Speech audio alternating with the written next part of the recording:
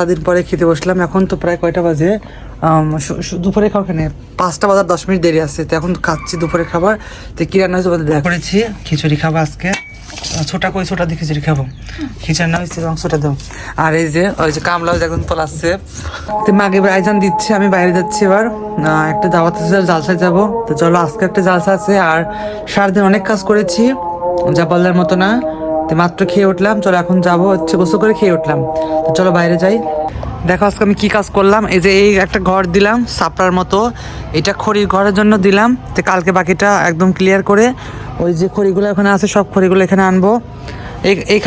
এইখানে যে খড়িগুলো আছে সব খড়িগুলো আনবো। আর এদিকে যে গাছ লাগালাম সব, এই যেখানে টমেটো গাছ, মরিচ গাছ, বেগুন গাছ সব এই যে লাগানো হয়েছে। এখানে খুঁড়া দিচ্ছি, তারপরে ওইটা কি বলে শশার গাছ, এখানে আরও অনেক গাছ আছে, বিভিন্ন গাছ সব মাছ আরও করবো। এই মাছটা সমান করে তার লাগাবো। দেখছি এবার কত সুন্দর লাগতেছে, বাসাটা আরও সুন্দর লাগবে। এটা সমান করলে পরে গাছগাছালি সুন্দর, ফুল গাছটা লাগাই দেবে, পাশে সুন্দর হয়ে যাবে। আসসালামু আলাইকুম।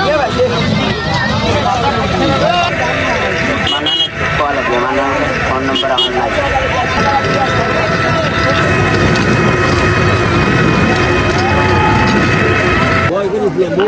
শুধু আপনাদেরকে অনুরোধ জানাচ্ছি, এখানে আসেন। আল্লাহ তাআলা পূর্ণভাবে দাখিল হও। আমরা সেই ইসলামকেই আজকে এই বিষয়গুলো আলোচনা করে ধারণ করব। আপনাদেরকে দৃষ্টি আকর্ষণ করছি, দয়া করে মেহেরবানি এই সুন্দর পরিবেশে বসে জীবনটা বদলে যাবে আমলের মাধ্যমে। আজকে শুনবেন, আমল করবেন জন্য এই রাস্তায় তিনি বসে আছেন। যারা চামচ ছাড়েন, দুধ তো আনছিল 5 কেজি, কিন্তু আমি তো অত রান্না করিনি, ধুই দিছি 2 লিটার। আপনি তো বলছিলেন না যে আসবো। আমার পায়েস খাও এখন। আমার তো আসার কথা নাই। আমি কি জানি না। আমি কতক্ষণ লিয়েছি, আপনারা কতক্ষণ লিয়েছেন দেখেন। বিসমিল্লাহ।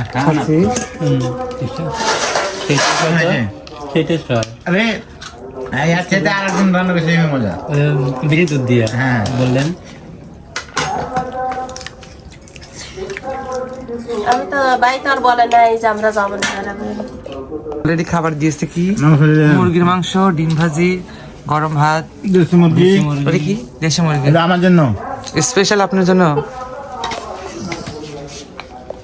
আর কি লবণ খাবো, লবণ দিচ্ছে না, পায়েস তুললেন না, পাতলা দরকার নাই।